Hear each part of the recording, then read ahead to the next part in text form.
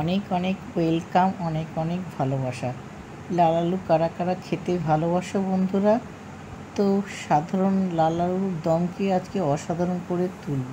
দেখো, আলুগুলোকে প্রথমে সেদ্ধ করে নেবে, কড়াইয়ে হোক প্রেশারে হোক। সেদ্ধ করে নিয়ে ঠান্ডা করে দেখো আমি প্রথমে ছুলে নিচ্ছি। এই সাধারণ আলুর দমকে কীভাবে অসাধারণ করে তুলব ভিডিওটা পুরো দেখো। আলু ছোলা হয়ে গেল, কড়াই বসিয়ে সর্ষের তেল দিলাম। এই সাধারণ আলুর দমকে অসাধারণ করে তুলব, ভিডিওটা শেষ পর্যন্ত দেখো। জিভে জল চলে আসবে দেখলে। তেজপাতা দিলাম, গোটা জিরে দিলাম, একটু গরম মশলা দিলাম। ভিডিওটা দেখো, সবার ভালো লাগবে। সবাইকে ওয়েলকাম, সুস্বাগতম। সবাই কেমন আছো? আশা করি ভালো আছো। আমার ভিডিও দেখো, দেখতে দেখতে অভ্যাসে পরিণত করো, তাহলেই ভালো লাগবে। এবার আলুগুলো যে তুলে রেখেছি এটাকে দিয়ে দিলাম, দিয়ে এটাকে ভালো করে ভাজবো।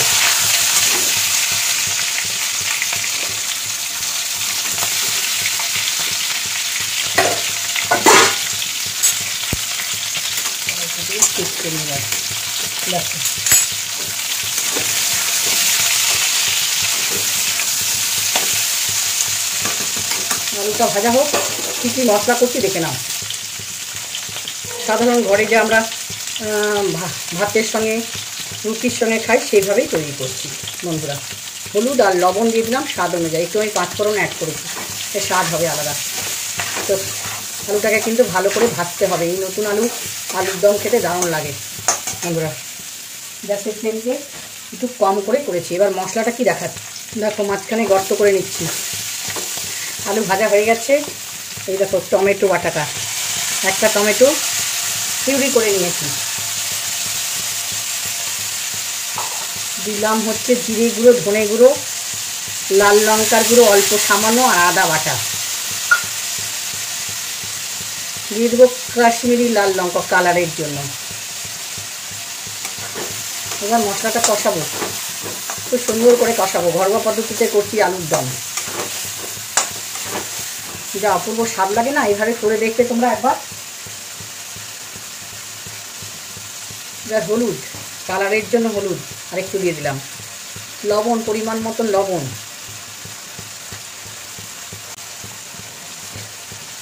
খুব সামান্য শাহি মশলা।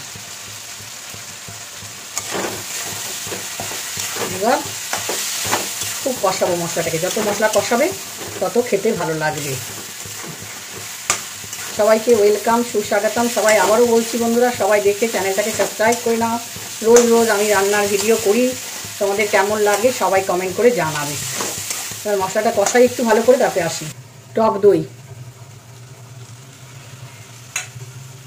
এগুলো আরও স্বাদ বাড়বে তোমার এই আলুর দমে।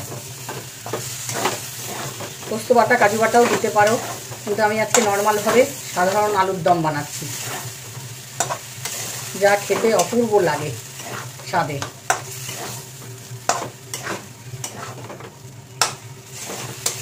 চিনি, স্বাদের জন্য চিনি, এটা বাঙালির সবচেয়ে প্রিয়। চিনি না দিলে স্বাদ হয় না।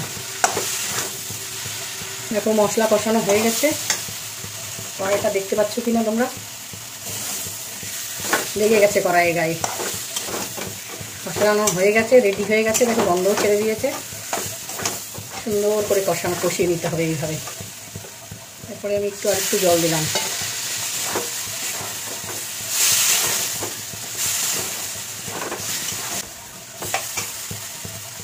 একটু জল দিয়ে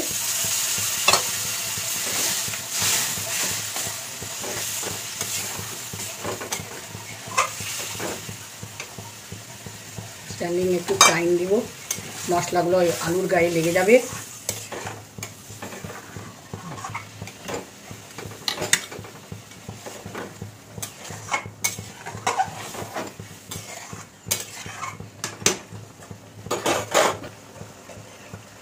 ঝোল ফুটতে ফুটতে ঘি দিয়ে দিলাম, খুব সামান্য।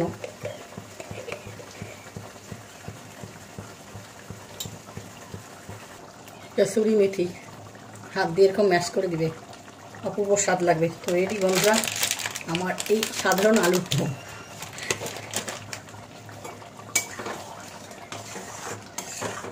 গামাখা হবে, রুটি পরোটা ভাত যা দিয়ে খাও না কেন অপূর্ব লাগবে বন্ধুরা।